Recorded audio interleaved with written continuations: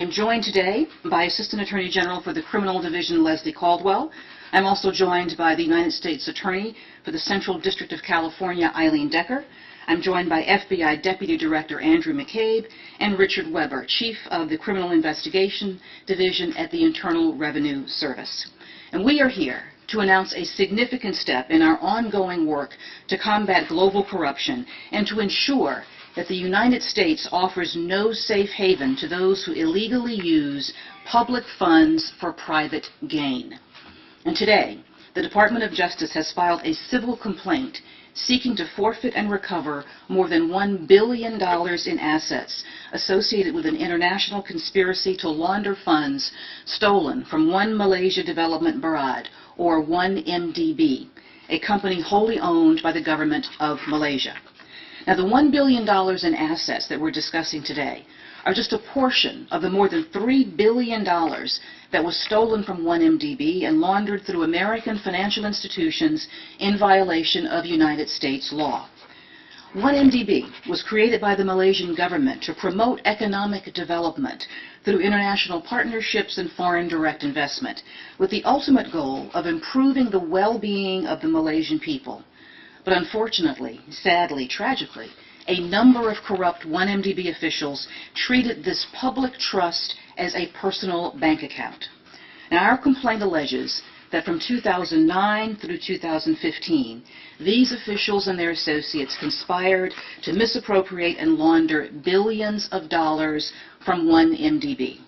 And as my colleagues will explain in further detail, the co-conspirators laundered their stolen funds through a complex web of opaque transactions and fraudulent shell companies with bank accounts in countries around the world, including Switzerland, Singapore, and the United States. Now, the funds were then used to purchase a range of assets for the conspirators and their relatives and associates, including high-end real estate in New York and Los Angeles, artworks by Vincent van Gogh, Claude Monet, and a jet aircraft. Today's case is the largest single action ever brought by the Department's Kleptocracy Asset Recovery Initiative, which was established by Attorney General Eric Holder in 2010 to forfeit the proceeds of foreign official corruption and, where possible, to use the recovered assets to benefit the people harmed. This case, and the Kleptocracy Initiative as a whole, should serve as a sign of our firm commitment to fighting international corruption. And it should also send a signal that the Department of Justice is determined to prevent the American financial system from being used as a conduit for corruption.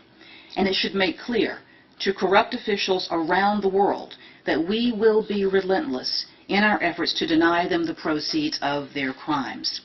Now, of course, a case like this takes a team, and let me thank the team of prosecutors and paralegals from the Criminal Division's Asset Forfeiture and Money Laundering Section and the United States Attorney's Office for the Central District of California, who have worked tirelessly on this matter.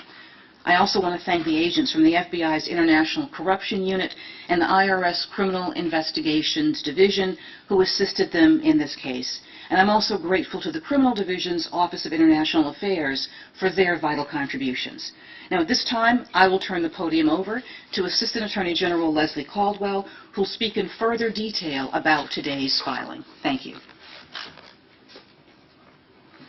Thank you, Attorney General Lynch. This is really a significant milestone in the Department's Kleptocracy Initiative and in our general fight against global corruption.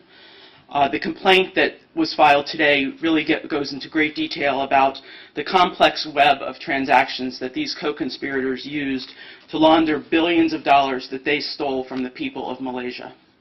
We have several speakers today who are going to talk about different aspects of the case.